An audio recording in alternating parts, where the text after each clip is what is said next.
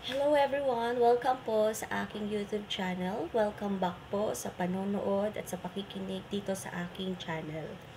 Ngayon po, pag-uusapan po ulit natin kung ano po ba dapat yung mga dapat nating gawin para makaproceed sa grade 2 ang inyong mga anak. Ngayon po, malapit na ang pasukan. Malapit nang mag-grade 1 or pumasok sa grade 1 ang inyong mga anak.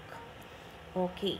Kapag nakapag-enroll na po ang inyong mga anak sa grade 1, dyan na po papasok ang tinatawag nating, alam niyo na po yun, pero yun po ay napakahalaga. Reading. Dapat siguraduhin natin sa grade 1, ang mga bata ay makabasa na.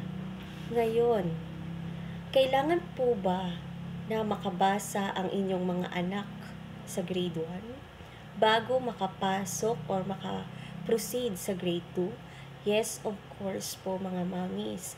Importante na bago sila mag-enroll or mag-proceed sa susunod na grado or tinatawag natin na grade 2, dapat ang bata ay marunong ng bumasa para hindi sila ma-behind or mahirapan kapag sila ay nag-proceed na sa next level.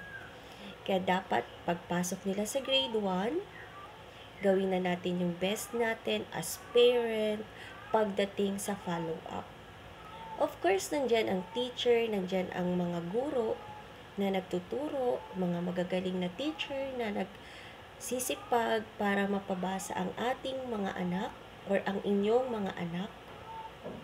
Pero, ito po ang tatandaan natin, huwag po nating iasa lahat kay teacher, lalo na po ang reading ng mga bata. Dahil, lagi po nating tatandaan, iba-iba po ang mga bata.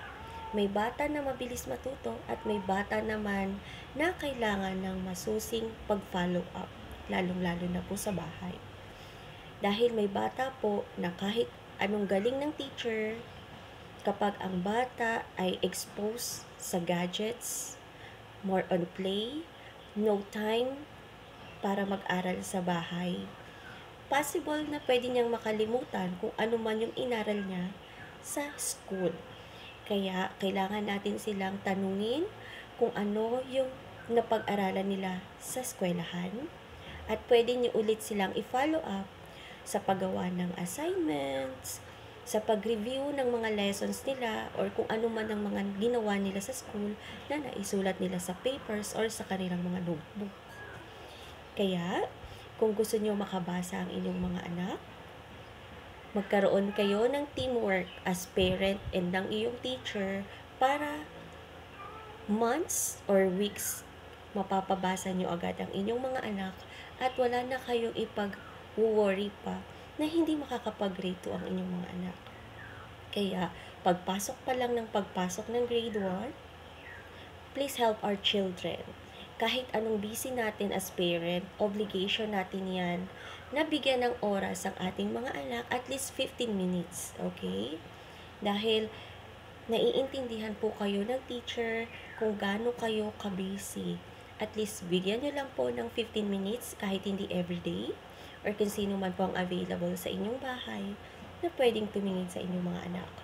Kaya kung may mga questions po kayo, pwede po kayo mag-comment dyan sa comment section. Thank you so much for watching and for listening. Bye!